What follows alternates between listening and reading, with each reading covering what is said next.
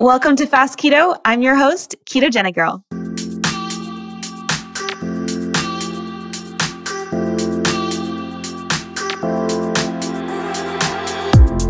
Hey guys, welcome to this episode of Fast Keto. Today I have special guest Kendra Holly. You probably know her as Peace, Love, and Low Carb, joining us on the show today. And she is the author of multiple best-selling cookbooks, including Craveable Keto, Keto Happy Hour, 30-Minute Ketogenic Cooking, and the Primal Low Carb Kitchen Cookbook. Kendra lives just outside of Seattle, Washington with her husband. She has 2 kids and 5 crazy pups. She loves all things low carb, keto, and gluten-free. After being in the restaurant industry for 15 years, she is a foodie through and through. If you ever sit down to have a meal with her, there's a pretty good chance at some point during the meal you'll hear her say, "God, I love food." When she's not in the kitchen working on a new recipe, she can usually be found traveling the globe, throwing weights around in their gym, doing yoga, playing with their pups, hiking, or just kicking back and relaxing. Her dream day is being surrounded by good friends and laughter, and that sounds kind of like my dream day too, and also probably some good keto food. I wanted to let you guys know I have been working on a new version of my original free ebook that I posted and released in 2015, and I've just been working on some revisions to it. If you are subscribed to the Ketogenic Girl newsletter, if you have signed up for the free ebook at any time, you are probably on the list and will receive it when I put it out. But if you want to make sure, or if you haven't signed up for it yet, you can go to ketogenicgirl.com and click on free ebook, put your name and email in there, and as soon as the new version is released later this week,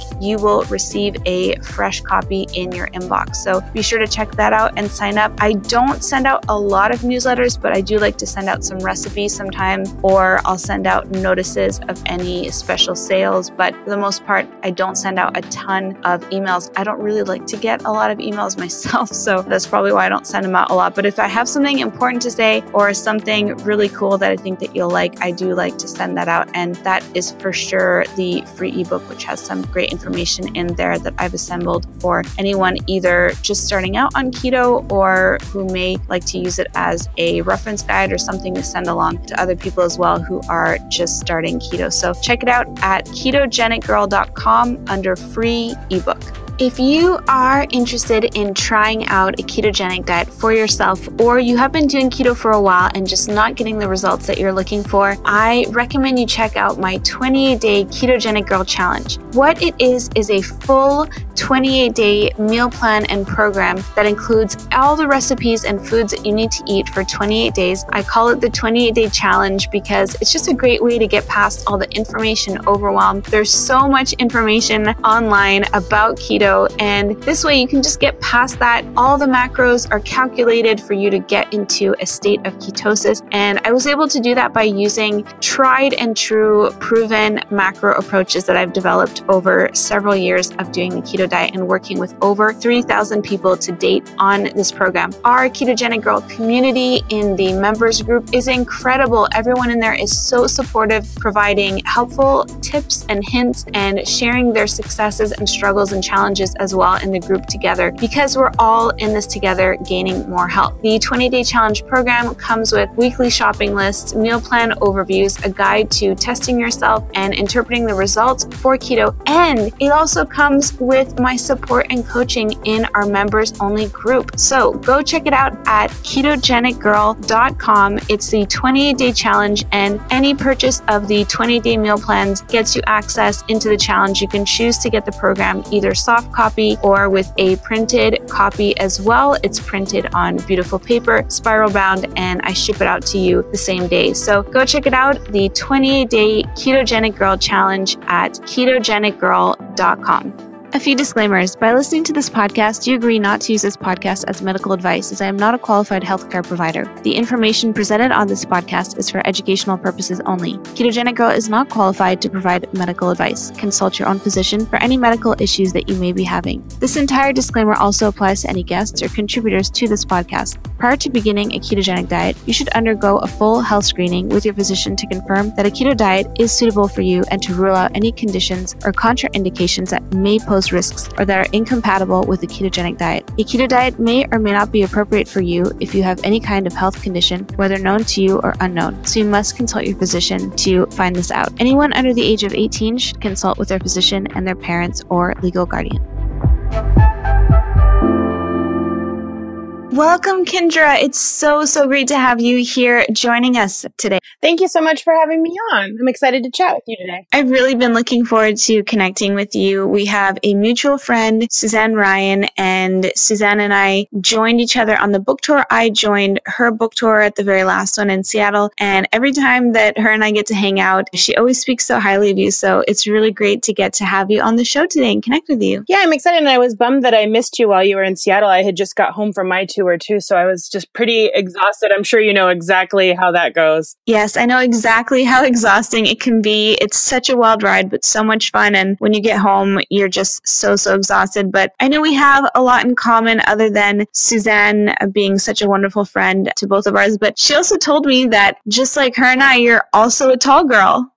I am 5'9", and I've always kind of stood out with all my girlfriends. I always kind of felt like the giant. So it was great to be around someone else who was tall and not feel like I was just like towering over everyone. Yes, I'm 5'9" too. And it's so funny because Suzanne showed me a picture of the two of you at your joint book signing. And she's like, I didn't realize Kendra's a really tall girl too. And, you know, you just can't tell just from Instagram or photos sometimes how tall people are. But I know for me, one thing I sometimes talk about is how, you know, I'm very thankful that I am tall. I wouldn't have it any other way. But when you're especially growing up and going through, you know, puberty and all that, just having that extra height on you sometimes can just make you feel so massive. I talk a lot about how when I was in school, all the girls were so petite and we were all going through those awkward stages and they were all so tiny and I was like towering over them, you know, in height, but also having extra weight on me just made me feel so you're incredibly huge. Because it gives you like a second reason to feel like you stick out. And I would find myself kind of like hunching over and like folding my shoulders forward, like having bad posture, like to shrink a bit because I just felt like huge in every sense of the word. Oh, I never really thought about posture. What is it that made you kind of realize that? You know, it was kind of one of those things you don't really realize until I was looking back, you know, just like how for however many years I was in the very back of every picture or I was the one behind the camera. And then you just start to notice those nuances, like I'm hiding behind people or my, you know, folding my shoulders in or just like anything just to try and look like you take up less space. And none of it works. Like you're just out there in the open. It's all subconscious anyways. But I don't think I realized it until I would look back at old photos. Well, I absolutely love seeing all your photos. I love seeing your transformation, watching your journey. And I know from the very beginning when I first saw your account on Instagram, I loved your name. Peace, Love, and Low Carb. I was like, this is an awesome account. Just has such good vibes. And it's just been so great to watch your journey. You're just a beautiful soul and you share so much of your life. So for anyone who may not be familiar with your books, your recipes, your blog, maybe you can tell us a little bit more about how you got started. Yeah, so I started my blog back in 2011, and I never dreamed that it would take me where it has taken me today. At the time, I just wanted to lose weight, and I kind of wanted to document what was going on. And it didn't even start as a blog. It honestly just started with me. I've always loved to take pictures, and so it just started with me taking pictures of the food that I was making because I was trying out, you know, Atkins was really my first exposure to low carb. This is probably 12 years ago. And I just was taking pictures of everything that I was making and trying to like recreate or low carbify, if you will, all my favorite comfort foods and make them kind of fit into this new lifestyle that I was trying to lead. And it's kind of funny to look back on because it's, you know, I have this digital record of how far I've come in life, but in business as well as I turned this into a profession because I just started in my kitchen, like darkly lit kitchen, first generation iPhone, just really bad photos, knew nothing about like staging a plate, which was extra funny because I worked in restaurants, you know, and then to look back, because some of those pictures still live on my blog and think, oh gosh, remember the feeling of taking that photo and being like, yes, this looks amazing. You know, like I knocked this out of the park. And then it just kind of took on a life of its own from there. And then I realized, hey, this could really be something. I decided that I wanted to take a really big leap of faith and quit my job to blog. You know, I had friends that say, you should start a blog. Or, Facebook was just getting really big. You should start a Facebook page. And I was like, yeah, I'm going to do those things. And then, I just from the very beginning, when I realized, hey, I like doing this and this could be something, and I'm losing weight and it's just really fun to document all this, then I immediately started trying to treat it like a career. Like it was very much still like a passion project, a side hustle, whatever you want to call it. Cause I was still working full time, but I thought, hey, there could be something to this. I'm not going to treat it like a hobby. And then from there, it just kind of snowball effect. It just took on a life of its own. I'm a chronic researcher by nature. Like I love to learn. I love to read. I love to fine tune my own craft. So I'm always tinkering and growing and then from there, one day I just said, you know what? I'm done. I don't like what I'm doing. Just kind of like I didn't like the body I was living in, but I also didn't like the job I was working at. And I just decided I'm going to quit all of it right now. And we certainly weren't ready for me to quit my job, but I knew that if something didn't change, nothing was ever going to change. So I just quit and then kind of, here we are. 7 years later, my blog just had its 7-year anniversary last month. I laughed a little when you talked about those grainy iPhone photos. I like to look back sometimes just at some of my first posts that I also thought were just amazing. And looking back at the poor lighting and the grainy texture, I'm just amazed that anyone was able to actually see what I was doing. Yeah, it's a whole different kind of before and after. There's the weight loss before. Yeah, exactly. The photo transformation Tuesday, food photo. Oh, it's so funny when you have this post that you just look back on and you're like, I can't believe I actually posted it. And when at the time you were like, oh, nailed it. This shot is so good. It's hilarious just to see the contrast. But I want to know, what did you actually start with? Did you start with your blog with posting recipes or sharing more your personal journey with health and all of that? What did you start with first? So it was all 7 years ago. So there wasn't, video wasn't as big as it is. And I think Instagram was, just getting started, or Instagram wasn't the platform that it is now, where you could actually run a full business on Instagram. But I had just started with a Facebook page, and also I was on Blogger. So I'd done it all myself. I had done all of the HTML coding. I had manually coded all of the widgets for my site and everything just by figuring out what I wanted and then Googling how to do it, just trial and error. I wasn't even on WordPress. I was just on a Blogger platform, and I just had done all the research about how can I put Google ads on here? How can I start to work with some people? And I would send out emails to different companies that I liked. And it's changed so much over the last 7 years, but really it just kind of started as, with those pictures in the kitchen and a Facebook page. And then I didn't even really know much about typing up recipes. When I looked back at those earlier recipes, I was like, gosh, this just sounds like I'm in my kitchen explaining how to cook something to a friend. But then there was something very inviting about that and approachable about that at the same time. You touched on one of my favorite things about doing this kind of online blog business, lifestyle, health, and fitness kind of business online, is that you have to learn so many skills, especially when you're, kind of a one-woman operation, especially going back to the beginning. You want to start a blog, you have to learn how to set up a website, how to do coding, how to start a podcast, how to, edit videos. There's just so many skills, that you need to learn, but you can learn them just by watching a YouTube video. It's amazing. Yeah, you definitely have to have a thirst for knowledge, and you have to be flexible and adaptable, I think, to make it work. But I will say it's a great time for anybody looking to start a blog because, like you said, there are so many resources, every kind of information you could possibly need to start a thriving and successful monetized blog. They're available for free now. And before, in 2011, when I started, those resources weren't there. And it was just trial and error, kind of throw something at the wall and see what sticks because you were kind of paving your own way. Not to say that blogs weren't around before 2011. They just aren't what they are now. I would say there was not the business of blogging like there is now. Right now, what would you say is your most active feed out of all the different sort of social feeds in your blog, the one that you spend the most amount of time posting, sharing, and doing updates on? Outside of my site, probably Instagram. And I find that it's a great way to just truly engage with my readers and interact with them on a level that's fun and on my own terms. I know that their algorithms change too, but I'm not worried about that. I find that it's a better place for true human connection because at the end of it all in this digital age, all I really want is more meaningful human connection. And I feel like I get a little bit more of that on Instagram. And I just approach my Instagram different than a lot of people that use it as a business or a blog.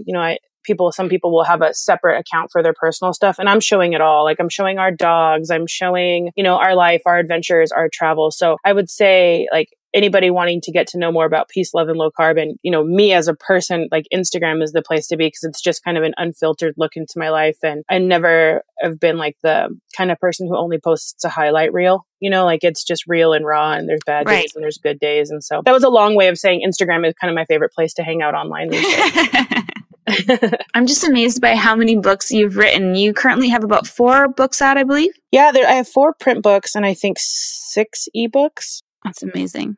Sometimes I look back and I think, how did I do that? Because the most recent 3, Craveable Keto, Keto Happy Hour, and 30-Minute Ketogenic Cooking, I wrote all of those in 1 year. That's insane. It is. I mean, you've been through the process. You know what kind of a load that is. And I honestly look back and I feel like, was I blacked out? Like it was, you know, like maybe just so in the process, just like out of body experience. And I definitely could not keep up that pace long term. In fact, the one I'm currently working on, I asked for a year just to write the one. Yes. Oh man, what a similar experience we both had. I just know that, you know, for anyone who's doing any kind of creative process, I know that for me, stress just kills inspiration. So, you know, having a deadline over you can generate some stress, and, you know, there's eustress and there's bad stress, and, you know, it's a little bit of a positive stressor, but it can also, you know, affect your ability to create inspiring things, valuable things, because that's what people are looking for, things that are of value and that really come from a place of inspiration for you. So I know that stress for me is really a deadly, and I prefer to not have, you know, deadlines or shorter ones. But my husband and I were watching this episode of this show called Fresh Off the Boat, and the woman character in the show, she decides to write a book. And so she's like typing on her laptop every day, and her husband is trying to get her attention. He's like doing all these dances and like putting costumes on and dancing around her laptop, like, look at me, look at me. And my husband is laughing so hard at this part in the show. And I was like, wait,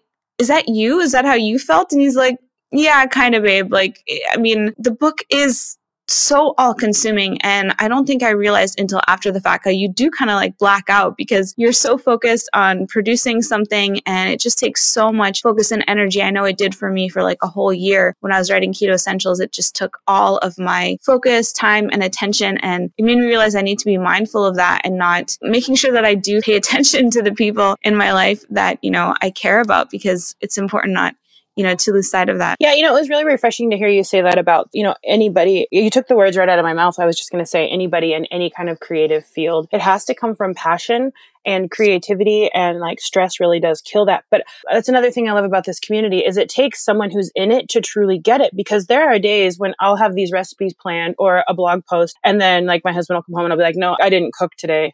And the only answer is I just didn't feel any passion fueled behind it. Like I just couldn't force myself to do it. And it's not something that you can force. Absolutely. Now, your blog is called Peace, Love, and Low Carb. So I imagine when you first started all those years ago, you were doing maybe more low carb recipes. So what brought you to the keto space? You know, in my experience and in my whole personal journey through blogging and weight loss, they've always kind of been synonymous in my book, because even though I wasn't calling it keto back in the day, I started out with low carb, high fat. So if you look at even my earliest recipes, they're very high fat recipes. And I think a lot of it boils down to kind of what your first exposure or your kind of first foray into low carb is. And like I said, mine was just kind of Atkins. So in the beginning, it was just all Atkins or low carb. But I came out of the gate with a low carb, high fat approach. And then, you know, it just kind of went more mainstream that there was actually a name for what I was always doing. You know what I'm saying? When people ask me, I still, even though, you know, keto is in the title of all my books, I always still say low carb, high fat, because I just feel like it's a very clear, concise answer for somebody trying to figure out how I eat, versus keto is like a word that they're not going to know. So even to this day, I still say, yeah, I eat low carb, high fat, because people are like, they get that, because if they know even just the basic macros, you know, fat, carbs, protein, they're going to know what I mean by saying low carb, high fat. So for me, they've kind of always just been synonymous. In my personal experience, I've used them interchangeably, where I realized that that's uncommon, but it's just kind of how my first exposure came about, was already those higher fat levels. And so I've always just kind of kept it consistent and just said, you know, low carb, high fat. That's so cool. Now, what is it in your personal life or your journey that brought you to low carb, that you found the low carb, high fat, and keto, you know, diet and lifestyle? So I had a friend, I was still working in restaurants, and I was working, you know, late nights, working graveyard. And I had a friend that said, hey, have you ever heard of the Atkins diet? She kind of pitched it to me like, we could eat bunless cheeseburgers. We can drink Michelob Ultra, low carb beer. And I was like, sure, I'll try it, you know, because prior to that, I had tried everything, every lotion, potion, pill, wrap, starvation, you know. anything except for hard work and dedication, I had pretty much tried.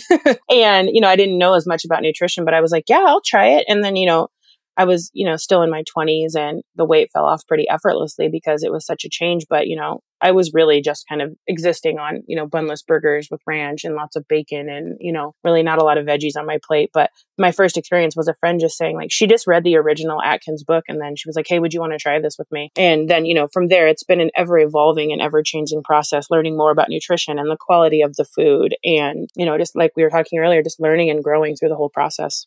Now, what is it in the keto space right now that has you the most fired up about or excited about learning more about? I love seeing all the different kind of biohacking going on or the different experiments that people run, on their own bodies and then sharing those results and those experiences. Like I like following the trends and I like seeing the whole kind of, I feel like we've hit this kind of paradigm shift where real food is becoming more available and these things that used to be, they just kind of seem like trendy, like buzzwords are becoming more mainstream and getting a lot of credibility. And, people are starting to realize that these things are grounded in science and, not just like, oh, hey, we're just going to eat a bunch of meat and cheese and we're going to, be healthy. And then people think, oh, you're going to die. And it's exciting to see that I feel like we're finally just now kind of starting to break out of this fat phobic society that we lived in for 20 years of low fat being beat over our head. So I'm really excited to see that shift. But more importantly, I'm just excited to see that people are realizing that it's not just weight loss and there's so many other health benefits that go along with eating this way. And just to see it getting poo-pooed less and less, because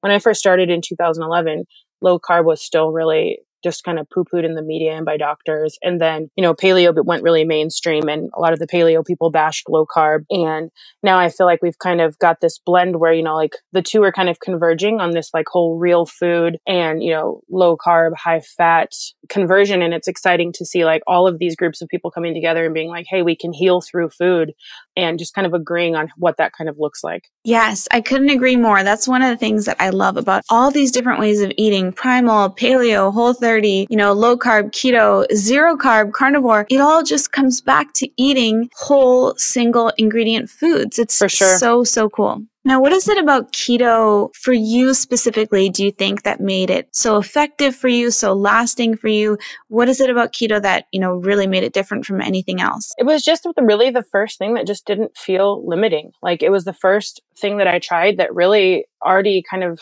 had a lot of the foods that I enjoyed on a daily basis allowed, if you will. I don't like the word allowed, but you know what I mean? Like it just, all the foods that every other diet or way of eating or lifestyle said, you can't have this. Like how many different ways of eating where they're like, don't eat bacon, and I'm like, I can have all the bacon I want, and Right. Bacon kind of started to get its own kind of cult following, which was kind of funny. But like, it was just the first thing that I was like, I just didn't feel limited, or I didn't, when people say, oh, this is so hard, it's so restricting. I'm like, really? Do you want to see what I ate yesterday? Like, do you want to come follow me around and let me cook for you for a whole day? And I'm pretty sure that I can convince you that this is so far from limiting, I'll blow your mind. It's so true about bacon. Yeah. It did develop kind of a cult following. Yeah, I don't know. We have a store here in Seattle called Archie McPhee's, and they have a whole line. It's like bacon Band-Aids, bacon toothpaste, bacon toothpicks. Like bacon went viral.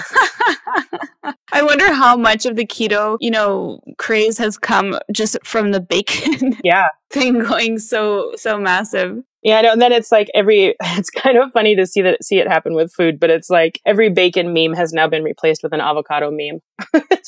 Yes. You know what's funny about bacon? I don't know if you notice this, but whenever I post bacon, people are very opinionated about the amount of cooking the bacon should have. Like, I like my bacon more lightly cooked, but then if I post pictures with that, there's always people who are adamantly commenting like, that looks raw, or like, I like to have my bacon cooked. Like, okay, well, I don't really like it when it's super, super crispy, but we can each cook it differently.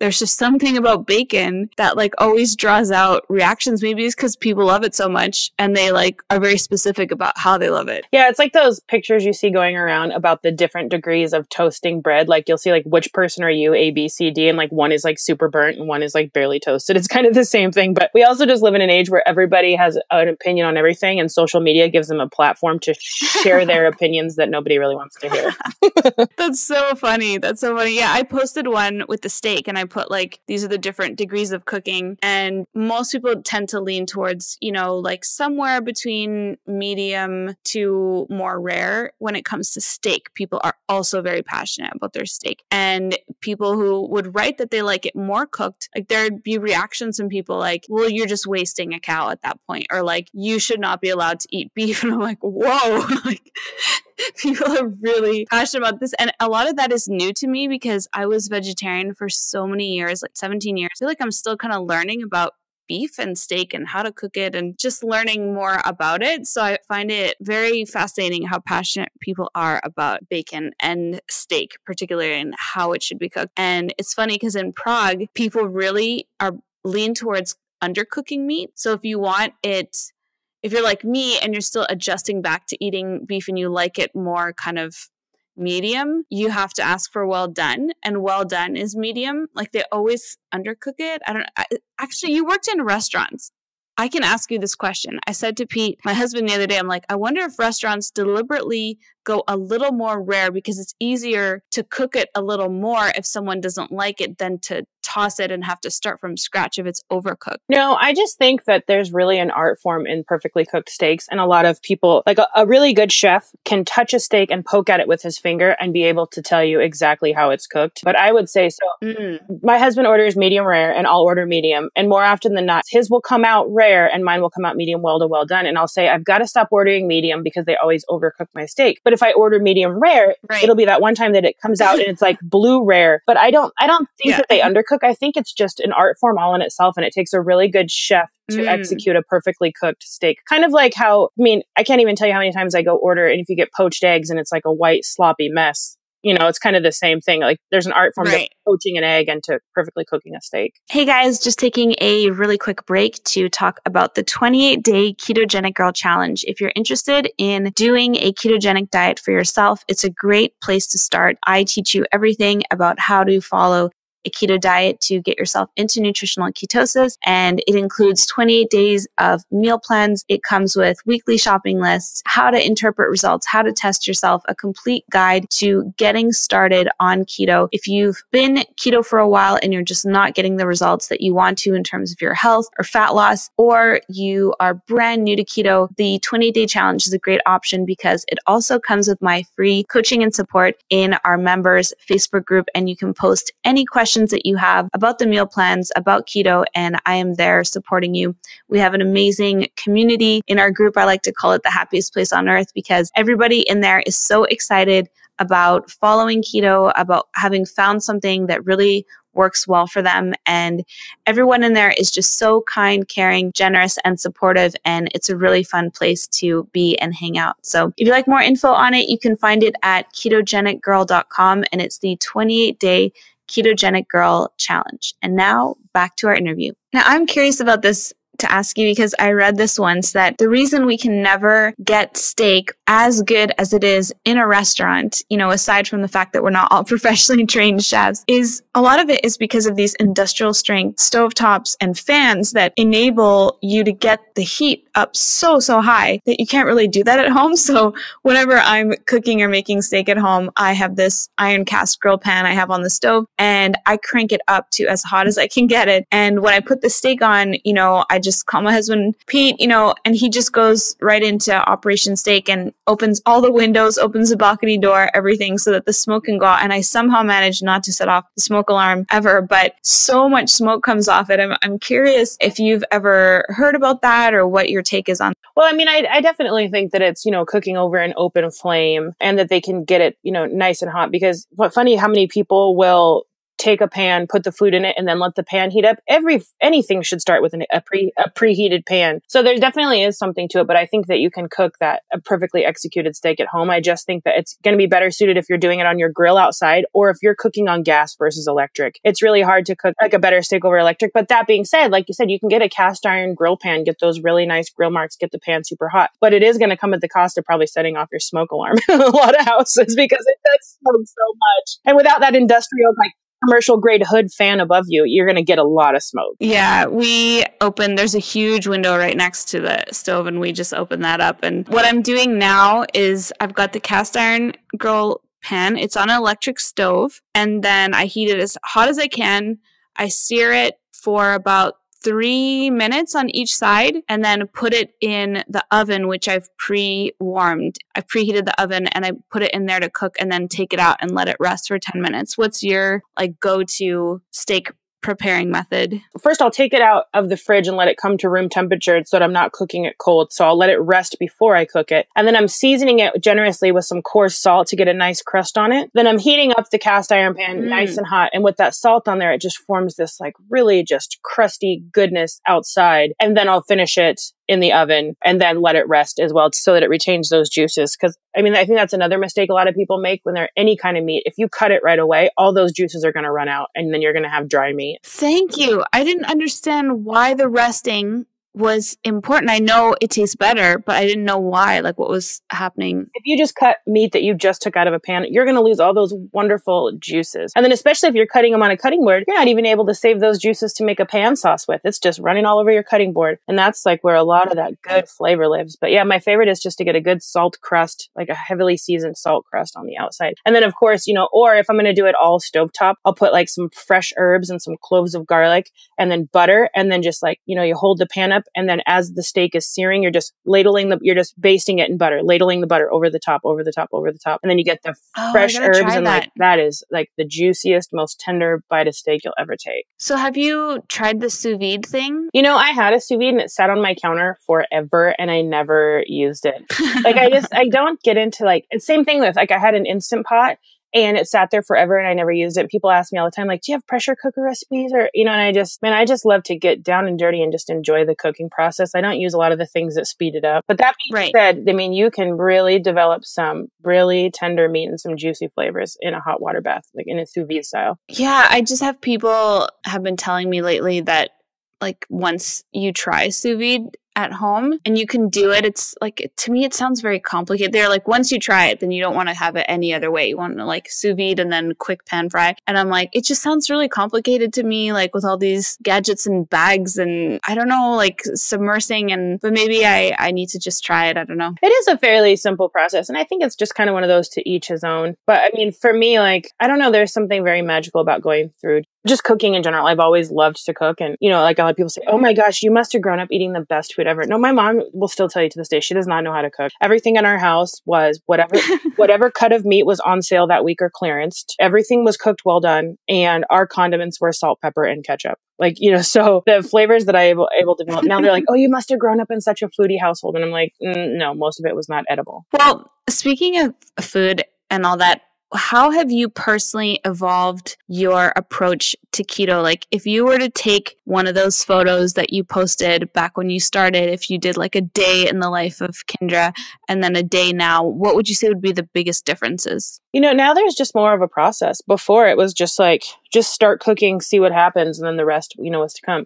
Now, like it's a production. Like if I'm cooking, like I have already got all my photography stuff set up. This might sound weird, but sometimes I am so inspired by the beauty of a dish. I will plan a meal solely around what I think is going to look beautiful on this like artfully crafted pottery plate, so like there's a whole process involved. But before I even start cooking, I've got my mise en place. I've got all of my ingredients set out. I have all of the plateware that I want to take the pictures of it. I've made sure I've already checked my lighting. Then I start cooking. Then I plate. Then I shoot the photo. Then I look to make sure that I got the great photo or, that I need to change anything. So it's much more of a process now. Whereas in the beginning, it's like, what am I going to eat for dinner? Oh, here, before I take a bite, I should grab a picture of it with my phone, so now it's like, I think it's the difference between a hobby and a career. But yeah, now there's just like a whole process involved. And we are getting ready. We just moved out of our house yesterday because we're getting ready to do a big kitchen remodel. But prior to that, I had like it's probably like 60 inches wide and probably 7 feet tall, maybe 5 feet wide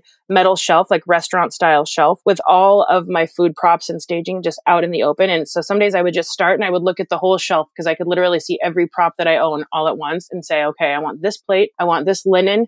And then, like what food's going to look good on here. And I'll look at the list of recipes that I had for that day. And so sometimes it's really weird, but sometimes it starts with the plating before it starts with the food. It's so interesting because it really is an artistic process. I think I'm the same way, like I'll get inspiration for a dish and I can see it in my head and how it's going to look and exactly, the flavor profiles and how they're going to combine and the lighting and how it's going to, and then like start from there. And it's almost like painting a painting. You know, you're creating something, it's still life in real life, but you're not using paint like you're using, you know, kitchen tools and spices and all that. And it's really interesting and cool to hear the passion that you have in your voice for creating these different recipes and things. Now, for you personally, how has your keto changed? Like if you were to have a plate in front of you now versus when you first started, what is your like just a day of eating like for you then versus today? So in the beginning, like I said, one of the biggest things that's changed for me over the 7 years is just learning more about the quality of my food. So when I first started and I was first introduced to low carb or keto, I would pick something up. The only thing I was concerned with literally was just that carb count. And I was trying to stay to 20 grams and it was like, can I eat this based on just the carb count alone? Like, never mind that it was like had 65 ingredients on the ingredient list, you know, like it was just like how many carbs per serving is this? And then, you know, or eating things like just with gluten and a lot of just like 6 different forms of sugar and sugar alcohols. And, you know, I was so focused on just the carbs and it worked. I mean, I think that can work, but you also have to look at what that's doing to your body long term. And so for me, the biggest change for me has been cleaning it up where it's like, I'm not eating convenience foods. Like I don't even eat a lot of snack bars. If I eat snacks, they're usually like meat sticks or jerky or things like that, you know? And so the single ingredient real food. So like a plate of food to me now is, you know, probably doesn't have an ingredient list because it's just one ingredient. And then I'm putting all of those ingredients together to make something. Whereas before it would just be like, if it was a packaged food and the carbs were right, then I was in the quality of the food or the ingredients. It didn't matter that it had 45 things I couldn't pronounce on a good day, you know? And so for me, it's just really changed into, you know, this real food shift. And when I first started out, I wasn't gluten-free either. And, you know, I've since learned over the last few years, you know, gluten obviously is not a friend of mine and I'm dairy free now and I'm working through some other food intolerances, but it's just been more of a process of fine tuning what my body actually wants and really learning the true triggers and signals that my body's giving me, like listening to my hunger cues, listening or like figuring out how do I feel after I eat a certain food or certain foods combined or at certain times of the day. And so it's really turned into this more intuitive process based all around real food. I love that. And it sounds like since you're doing a more intuitive approach, has that always been there or did that take time to develop? I think that definitely took time to develop because before you can kind of switch to a more intuitive approach, you have to be able to be critically honest with yourself. You know, because I always tell people, well, there is a difference. And like for me, I'll carb cycle based on how I feel. You know, like I did CrossFit for a lot of years and I couldn't maintain those lower levels anymore. And I know a lot of people would say, oh, it just means you're not fat adapted. Well, for me, it just meant that I didn't feel good and I needed more carbs on those heavy lifting days. And so I would have them. But learning the difference between I had a really intense workout this morning, I need some more carbs, or being like, I'm going to like go into binge eating territory. You know what I mean? So like saying, and for me, my extra veggies are usually in the form of like green leafy vegetables. But back when I was like really, really into CrossFit, I would incorporate some sweet potatoes or even some quinoa for breakfast, which are certainly not keto foods, but it worked for me at the time. And then my other meals would be super low carb. But it really, like I said, it all boils down to having that honesty with your cues instead of being able to say, I don't feel good. I need, 20 extra grams of carbs today, 10 extra grams, 5, whatever, versus being, I don't feel good. I need this cookie and it's going to, you know what I'm saying? So like being able to have that critical honesty with the cues that your body's giving you. And it didn't happen overnight and it hasn't been a perfect process. But now I'm at a point where I can say, do I need this or do I want this? And, kind of course correct from there. And by no means am I perfect. This week has not been a great eating week for us. We lost one of our family pets this week. And I think John and I both did some emotional eating. So by no means am I like this perfect food saint, but I've definitely learned what my body prefers and what it doesn't. And for somebody starting out, it kind of works into like a do as I say, not as I do type approach, because I don't think anybody trying to transition from a sad standard American diet could jump right into intuitive eating. I think it's a slippery slope and can kind of set yourself up for failure. I think it's kind of advanced tinkering, if you will. Right. No, I was really sorry to see that about your sweet puppy there. That's really difficult. And emotional eating is so natural in those times. And, it sounds like you're being compassionate with yourself about that and kind of understanding it. Yeah. And, it's kind of funny too, because even through my whole struggles with weight my whole life, I never really considered myself an emotional eater. I always went more towards the side if my emotions were out of whack, I wasn't hungry. So the emotional eating aspect of this was kind of new for me. And it's great because it's one of those things that's like, I'm not going to be too critical with myself. It's just something that happened. But it was also a really eye-opening experience because we eat very cleanly. And the other night, like maybe this is TMI, we were about to go to bed and I was like, oh my gosh, I'm going to vomit. And I just felt so sick. And I just said, this is further proof my body does not like to be treated like a garbage dumpster. Like it just, we ate foods that we would not normally eat. I ate gluten. I ate dairy. I had M&Ms, like just, things that I would not ever eat. And we went out to eat. Like that's the thing. Like, so we were, not only did we lose our pup, but we moved out, we had to move out of our house for this remodel. So we were eating out, which obviously, there's always the risk of exposure to foods you would never eat there anyways. And then these other foods in it, but it's just eye-opening again with like listening to your body will tell you what it wants and what it doesn't want if you listen. And my body was like, whoa, hold up, like go cook yourself something to eat. I do not want this. Right. Yeah. It's amazing what the body tells you when you start listening. I've recently been having a lot of interesting insights with intuitive eating and listening to my cravings, also my senses more than ever. If something really isn't appetizing or if something doesn't really taste good to me, usually is an indicator that like I'm definitely full. Like if it's a real food and I'm eating and it doesn't taste that good, whereas like just connecting back with hunger. And I've never really had that before in my life. Like maybe since I was a kid and before I got all neurotic about all this stuff and, you literally would just eat when you were hungry and stop when you were full. But I am really enjoying learning more about eating intuitively and just seeing like my body was craving eggs all week this week and listening to that and responding to that and going and getting the eggs and having more eggs. I'm aware of these thoughts and cravings and things that I wasn't before that maybe have always been there, but I just wasn't listening. Yeah, for sure. And, it's hard too, because sometimes we have to break these generational cycles. So, my parents were members of the Clean Plate Club. You don't leave this table till you finish your plate. And I think that led to a lot of my generation's obesity problems because I would sit there and cry and say, I'm full. And they would say, no, finish your glass of milk. You finish your plate because food wasn't something you wasted, especially when financial resources were so limited. I very much grew up in the genre of the Clean Plate Club. And so, even little things like that, it takes a while to get that out of your head. Once you start feeding yourself and you're not dependent on your parents to feed you, I have milk with my dinner and I finish my plate. That's what I do, whether I'm hungry or not. And that can be really hard to break, but even just breaking that little habit. And I always tell people, stop eating when you no longer feel hungry. Don't wait until you feel full because you've already overeaten by that point. Because your body, especially with how fast we eat in today's society, you're not giving your body a chance to hear those cues. So if you stop by the time you realize, hey, I no longer feel hungry, then your body catches up before you feel full or lethargic, So sometimes it's just like breaking these little habits. But I also believe that food should be such an enjoyable experience. And if you don't love what you're eating, then don't eat it. Like there are times like I'll tell John we'll eat something and I'll stop eating. I was like, I don't love it. Like I don't want to waste food, but I'm also, especially if it's like something indulgent, like not a bad food or, like I'm just saying like higher carbs that we would have, like even if it's like a extra vegetables, but I don't love it. Like I still kind of vote with my carbs, like it's a weird thing that I play. Like I'm not going to spend my carbs on that if it's not delicious, and so I think a lot of people will just suffer it. Like food should be just this great experience. It should never be a punishment or a reward. It should be just this great experience to nourish your body. And I just think that we get really, really upside down and backwards with a lot of our views on food. Yeah, we get pretty turned around. That's for sure. Yeah. Now, what are some tips that you would give to someone if it was, say, a family member or close friend or someone you used to know at work or something that said, I'm really interested in keto.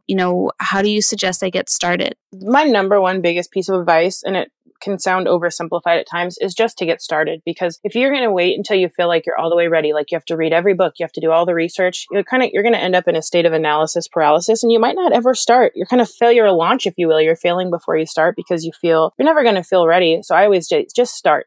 And clean up a little bit as you go. Like, it doesn't have to be this perfect process. Like, I watch people that are trying to go from a standard American diet, trying to say like, okay, I have to get everything organic and everything grass fed, and I have to go to 20 grams of carbs, and I have to have this much fat and this much protein. And just listening to their plans is exhausting for me to hear. And I'm like, no, you're making it so hard on yourself. Like, it doesn't have to be this black and white. Like, I always tell people, if every day is a little better than the day before as you transition and learn as you go, simply get started and then learn as you go, course correct. It's going to be a lot better shot at having lasting change than having to constantly start over or failing or feeling like just keto's not for me. I'll hear people say all the time, keto's not for me. And I'm like, well, why is it not for you? Because I can help you troubleshoot the reasons you think it's not for you. Right. I mean, you have 4 books out now. So if someone was getting started, which one would you kind of point them to? I would say Craveable Keto because it's the biggest. It has 145 recipes, but it also has 100 pages of resources, whereas some of the other ones are smaller books and they're just more focused on the recipes. The Craveable Keto has the resources that someone's going to need, like just getting started and to help them kind of navigate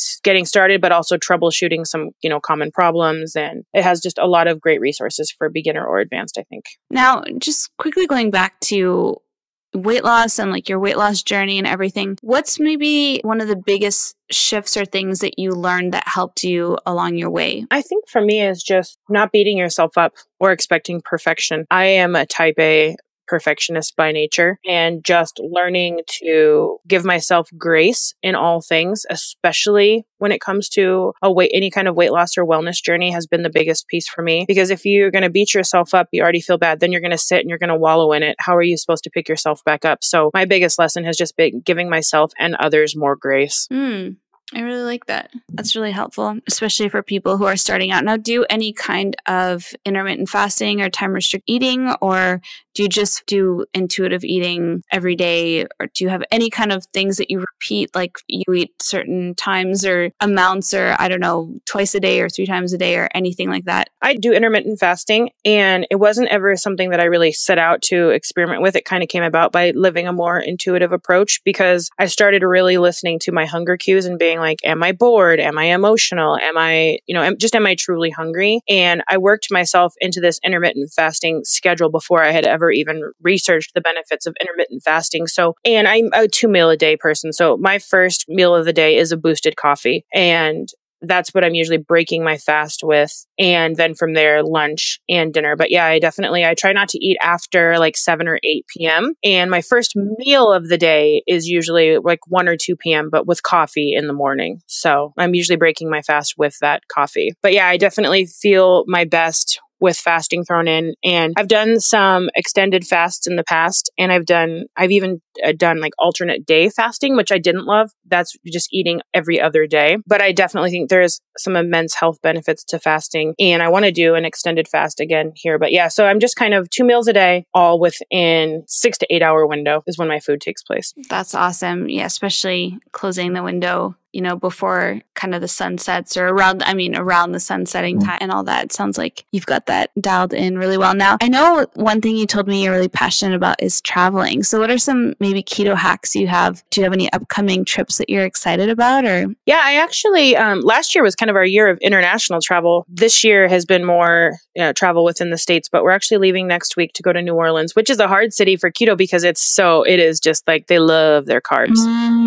But beignet. Oh yeah. My biggest piece of advice is just like, we load up on snacks. We pack our own snacks. Like half the time our carry-on is just like healthy snacks and, like all the stuff for our coffee or protein powders or things like that. But my biggest piece of advice for traveling, or even when you're eating at home and you're just kind of dining out, is don't be afraid to ask for what you want. I worked in restaurants for 17 years, and I could probably count the amount of times we said no on one hand. Unless you're asking for something ridiculous, like, hey, instead of my parsley garnish, could I have a filet mignon? Like they're going to accommodate you. It's the nature of the hospitality business. And a lot of times the key to finding something that fits your lifestyle is to going off menu and creating it. And the hardest part is just asking for it. People feel weird, or if they feel confined to what the menu says. But I would say don't be afraid to ask for substitutions. Like if it comes with potatoes, ask what their vegetable of the day is. Ask if you can get a salad. There might be a small upcharge. Or even if you don't see something you like, just say like, hey, how much would it be for me to get, like just a piece of fish with a side of broccoli? Or,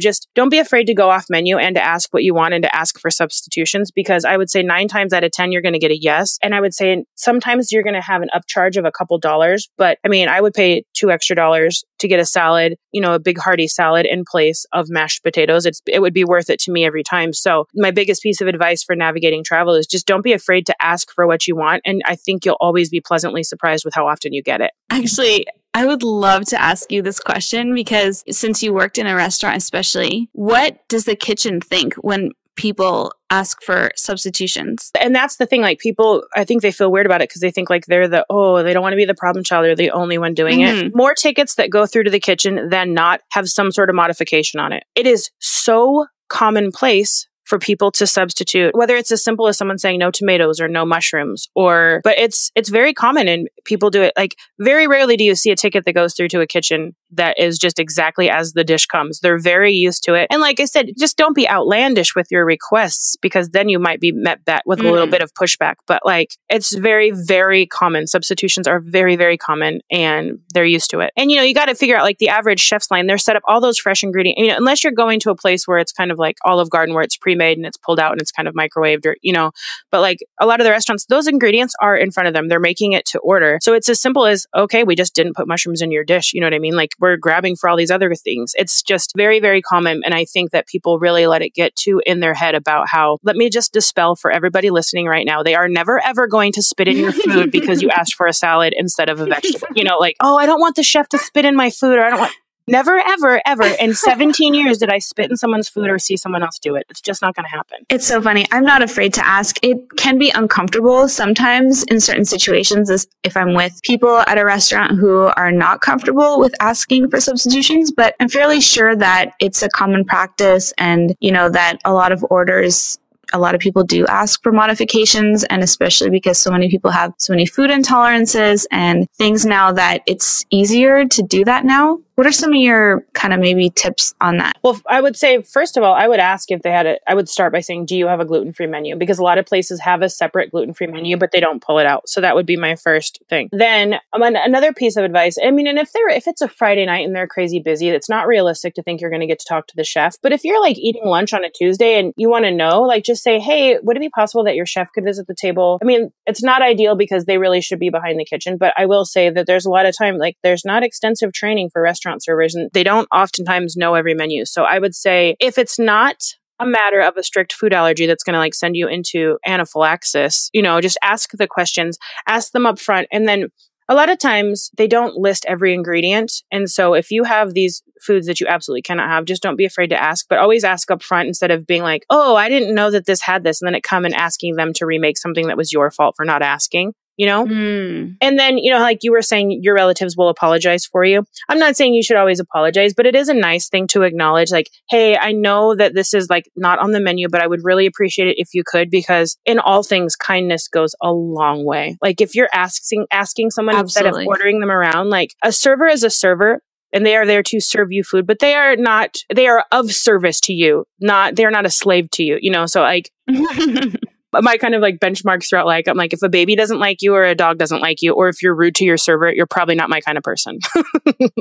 Right. Yeah. I think that goes without saying. Most of us have worked in a restaurant too at some point. Like, you want to do your best for the guest and make them happy, but at the same time, doing it with kindness and not asking for things that are just totally crazy. Like, can you make this sauce from scratch for me without the flour in it or whatever? It's just not going to, be something easy for them to do. It really helps to know and just have some like tips on how to do it. I've had different ideas of how to make things easier, like making this little card. I had this idea, I've talked about it on the podcast before, that's like, I follow ketogenic diet, it's a low carb diet, and I don't eat gluten or sugar. Is there like anything, that you could recommend to me? Like, and then I usually just say that to people, and then I'll go talk to the chef and say, well, we know this recipe doesn't have any sugar added or something. But I found that I've also had to change kind of the places that we would go to and eat. Like, I just go to really, really simple places. I really avoid like fancy restaurants because I find like they add sugar to everything. Like, it's in every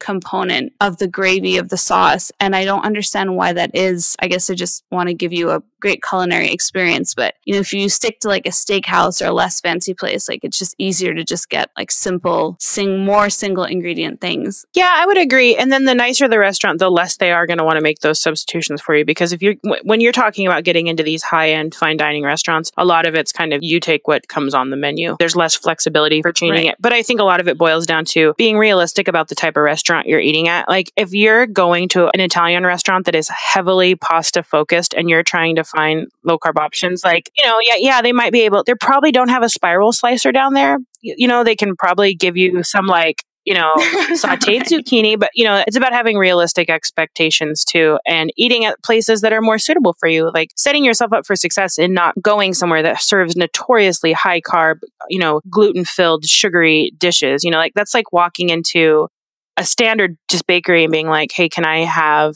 a steak? It's just not, you got to be realistic. What are some of your favorite keto foods? I'm really just kind of like a meat and veggies girl, like eggs, avocado, like some of my favorites, pork belly. Like my perfect meal would probably just be pork belly with eggs, some extra sharp white cheddar, avocado. Like I like those simple high fat foods. Like if I'm going to go more for if I'm going to go more entertaining, I'm going to cook something more than that. But I eat very simple. People say like, oh my God, I would just want to be in your house. I'm like, yeah, I make all this food and then I put it in the fridge for John to eat. And then I eat the same 5 foods like every day. I eat very simply. I'm just really I just love a good plate of meat and veggies. I'm pretty simple that way. Yeah, what's your favorite dish to make if you're entertaining? Actually, it's the cover recipe for Craveable Keto. But the funny thing about that is Craveable Keto came out this year and I wrote the recipe in 2011. It's a pan-seared chicken with balsamic cream sauce and like caramelized onions and mushrooms. It just feels very foodie. It feels very reminiscent of my restaurant days. And it's like great over a cauli mash because the sauce is like, it just turns into this like almost like a beautiful gravy. Like, yeah. And that one is just like, it's easy, but it's very impressive to serve to people. That sounds amazing.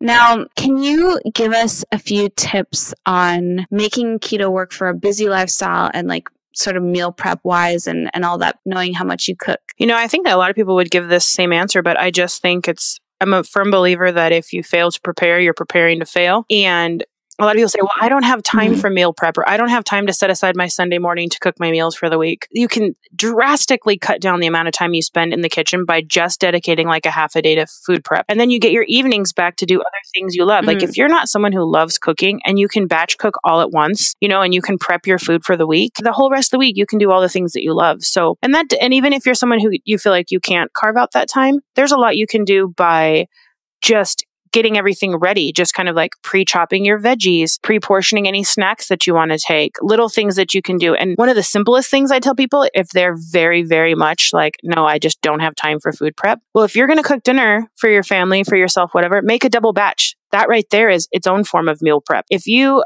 already cooking, so cook once, eat twice. Like it's the simplest thing that you can do, even if you swear you don't have time for meal prep. Cook once, eat twice, doubling the recipe. And if you did that every day for a couple weeks and you put it in the freezer, now all of a sudden you have all this meal prep and you don't feel like you meal prepped or like you cooked any more than you already did because you were already putting in that work, but now you have a stockpile of food. That's exactly what I do when I make our dinners. I just make it for 4 and keep the other half. And it's such a great tip. And so, time saving. This is a question I have specifically for you. When you're reheating food, say that you've done some batch or meal prep ahead of time, do you have any tips on reheating the food so that you maintain, the quality of it and it doesn't become overcooked? So it depends how I cook it the first time. So obviously I think that reheating on the stovetop or the oven is always going to be better than the microwave. And this will be an interesting experience for us because in our new kitchen redesign, we went microwaveless. So that'll be fun. If you're cooking strictly for meal prep, I would say undercook it slightly. So like say if you're cooking your vegetables, leave them to where they're still pretty crisp, tender, so that when you reheat them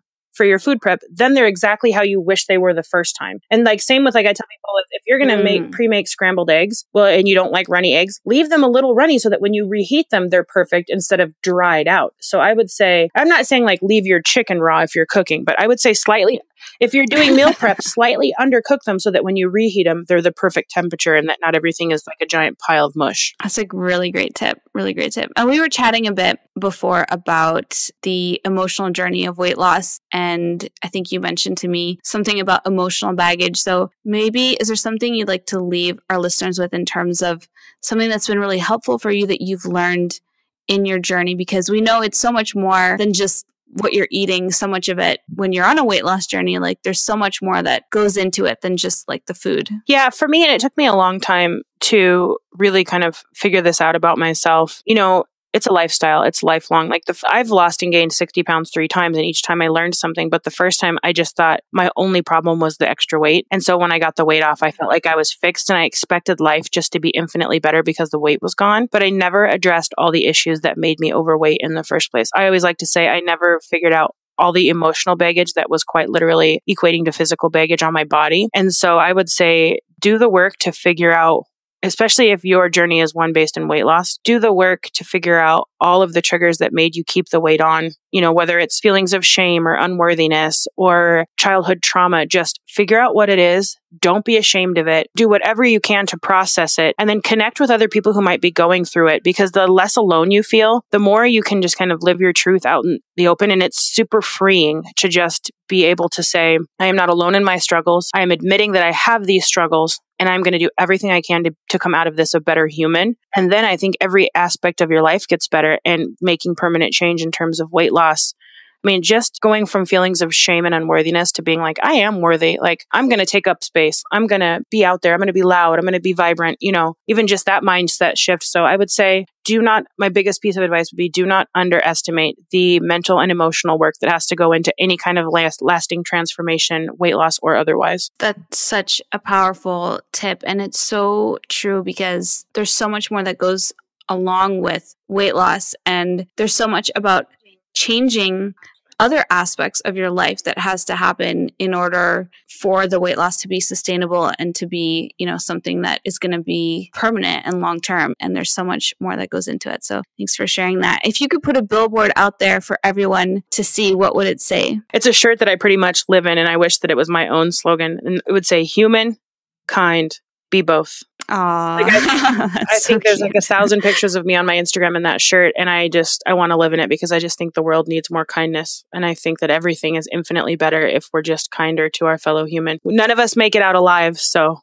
we could stand to be a little nicer to each other while we're here. So true. And it's also so true that, probably has a lot to do with being kind to ourselves, like starting out with that inner kindness, being kind to yourself, and then you're able to, do that for other people. I agree. Definitely. Okay, I've got some fast talk just as we wrap up. I'm going to do these rapid fire. Chicken, pork, vegetables, or beef? Beef. Testing or no testing? No testing. Advocate or silent follower? Advocate. Eat when hungry or eat when it's time to eat? Eat when hungry. Plant-based or mostly meat-based? Mix between the two, which I know wasn't an option, but I would say. Yeah. Somewhere between the two. That's pretty much what keto is. Exogenous ketones, take it or leave it? Leave it. Supplements or no supplements? Supplements. Individualized, not one size fits all. Right. MCT oil, yay or nay? Yay. Boiled, steamed, grilled, or fried? Grilled. Intermittent fasting or none? Yes, intermittent fasting. Eat out or eat at home? Eat at home. Keto for life or keto for a few more years? Keto for life. Awesome.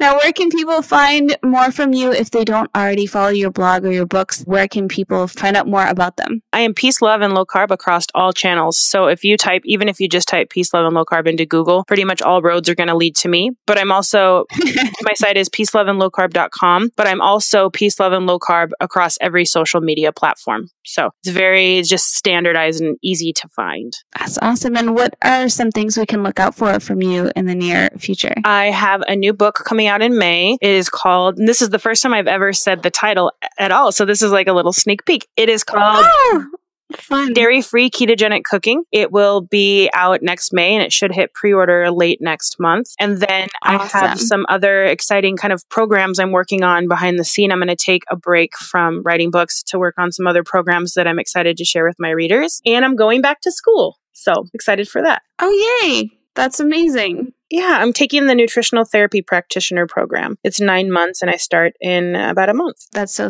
cool. Well, that sounds like a lot of exciting things we can look out from you. And thank you so much for sharing your time and all your great tips. I learned so much, especially about the restaurant stuff. And I actually can't wait to listen to this episode again, because you shared a lot of great things. I was taking notes, but yeah, I just love all the takeaways you were able to give our listeners. So thank you. Well, thanks for having me on. I appreciate it.